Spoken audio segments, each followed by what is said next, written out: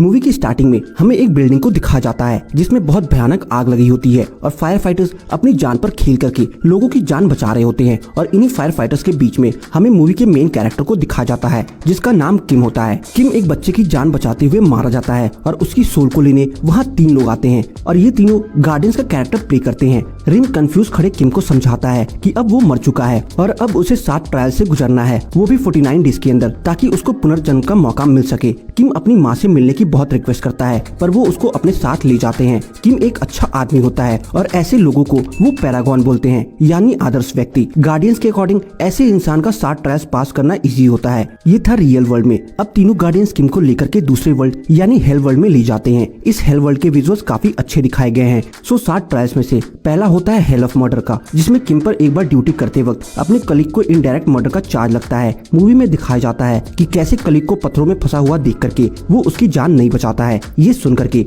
वहाँ के गॉड उसको सजा देने ही वाले होते हैं कि तभी वो गार्डियंस उसको निर्दोष साबित कर देते हैं। इसके लिए लीडर गैंग रिन किम से पूछता है कि उसके कलीग ने लास्ट में मरने से पहले क्या बोला था। तब पता चलता है कि उसके कलीग ने किम को बाकी लोगों की जान बचाने के लिए कहा था। हालांकि किम कलीग की जान नहीं बचा पाया, लेकिन उसने उस हादसे में 8 लोगों की जान बचाई थी। ये सुनकर के God of hell of murder उस पर लगे चार्जेस हटा देते हैं और वो बच जाता है। और अब वो लोग आगे बढ़ते हैं और दूसरा ट्रायल होता है हेल ऑफ इंडोलेंस का। ये कोर्ट बेसिकली जज करता है कि हमने भगवान की दी हुई लाइफ की कितनी वैल्यू की है या ऐसे ही सब वेस्ट कर दिया। इस सीन में गार्डियन वॉन दिखाती है कि कैसे किम ने हमेशा लोगों की मदद की है, सिर्फ ह्यूमंस नहीं एनिमल्स की लाइफ को भी अपनी लाइफ से ऊपर रखा है। ये देख करके गॉडेस इम्प्रेस हो जाती है और वो उससे पूछती है कि तुम इतनी सेल्फलेसली कैसे जिए हो, जिसका जवाब किम देता है कि पैसे के लिए। अब आपको लगेगा कि सब सही ही जा रहा था तो उसने ऐसा जवाब क्यों दिया? वेल, इसलिए तो वो पैरागॉन है, उसका कैरेक्टर ही इनोसेंट और सच्चा है। पर इस सच्चाई से गॉडेस इम्प्रेस नहीं होती और वो उससे सजा दे देती है। तभी लास्ट मोमेंट में गार्डियन उसे बचा लेता है।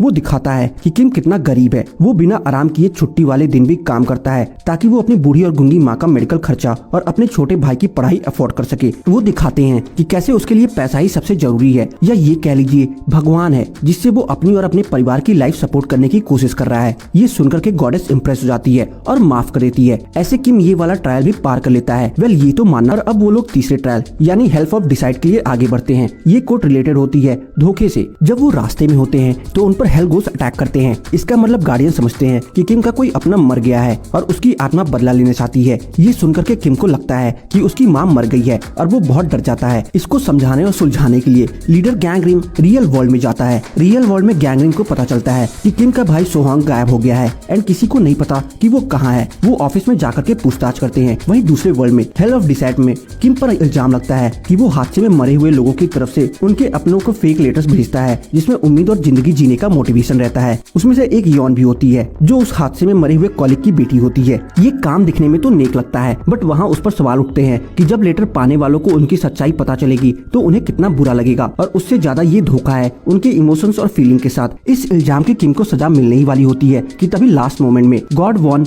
लीडर से लिंक करती है और बहुत ही खूबसूरती और चालाकी से उसे बचा लेता है। वो समझाती है कि किम ने सिर्फ मरे हुए लोगों के बच्चे को लेटर्स नहीं भेजे, बल्कि वो अपनी माँ को भी फेक वाइफ और फेक फैमिली की उम्मीद वाले लेटर भेजता था। लेकिन उसके इन्हीं लेटर्स की वजह से उसकी माँ जानलेवा बीमारी से लड़ पाई, उसकी जीवन में उम्मीद आई। और उसकी माँ ही नहीं, जी यॉन वो कलीग की बेटी, वो भी उसे बहुत उम्मीद लेती है और लाइफ में अच्छा कर रही है। तो क्या किम के फेक लेटर्स को सच में धोखे का जरिया दिया जाना चाहिए? और गॉड ऑफ डिसाइड उसे माफ कर देती है। जहाँ हेल वर्ल्ड में ये सब चल रहा होता है, वहीं रियल वर्ल्ड में लीडर इन्वेस्टिगेट करता है कि उसके भाई की डेथ कैसे हुई और उन्हें पता चलता है कि उसके साथ के कलीग यॉन से गलती से गन चल गई थी और वो मर गया। इससे भी ज्यादा बुरा ये होता है कि अपनी पोजीशन बचाने के लिए उसके superior lieutenant park Dong Yon के साथ मिलकर के उसको इलीगली दफना देता है। यानी 7th होता है हेल ऑफ फिलियल इम्पिटी का।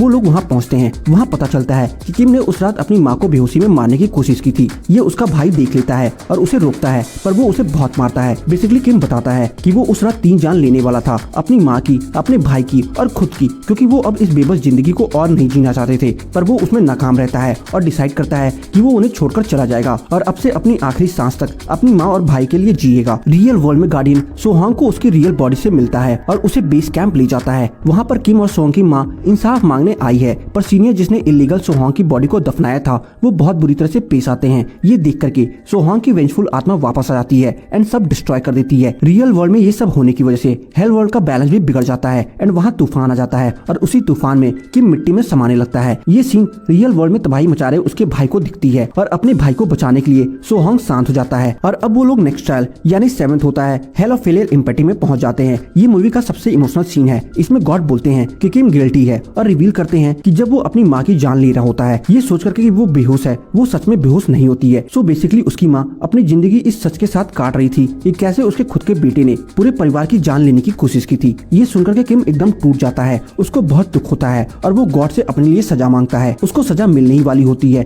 तभी कुछ ऐसा होता है जो आपने बिल्कुल इमेजिन नहीं किया होगा। होता ऐसा है कि उसका भाई माँ के ड्रीम में आता है जिसमें वो बोलता है कि वो हेवन का जज बन गया है और अब वो उससे नहीं मिल पाएगा, इसलिए वो बेस कैंप में जाकर के उसे ना ढूंढे। साथ में वो उसे बताता है कि उसे पता चला है कि उसकी माँ सब सच जानती थी, कैसे किम ने पूरे परिवार की जान लेने की कोशिश की एंड बाद में कैसे वो हर रोज बहुत मेहनत करता है ताकि उनके लिए पैसा भेज सके। ये सीन बहुत ही इमोशनल रहता है, हेल वर्ल्ड में सभी लोगों को इमोशनल कर देता है। उसकी माँ बोलती है कि उनकी कोई गलती नहीं है, वो एक टेरेबल माँ थी और वो दोनों बेटे से बहुत प्यार करती है। ये देख करके किम भी बहुत रोने लगता है एंड सरप्राइजिंगली गॉड उस पर लगे इल्जाम हटा देते हैं, क्योंकि रूल्स के अकॉर्डिंग अगर कोई भी पाप को रियल वर्ल्ड में माफ कर दिया जाता है तो उसको आफ्टर लाइफ में भी माफ कर दिया जाता है। इसका मतलब है कि किम के सारे 7 ट्रायल्स पार हो जाते हैं और उसका रीइंकार्नेशन यानी अगला जन्म का मौका मिल जाता है। वही रियल वर्ल्ड में गार्डियन गैंगरिंग बोलते हैं कि अब उसके भाई को भी आफ्टर लाइफ में ले जाना है क्योंकि वो भी पैरागॉन है। गार्डियन डियोचक उससे पूछता है कि ये तो वेंजफुल स्पिरिट है, फिर क्यों इसको बचाना। इस पर गैंगरिंग बोलता है कि उसे तो सच पता ही है। वो ऐसा इसलिए बोलता है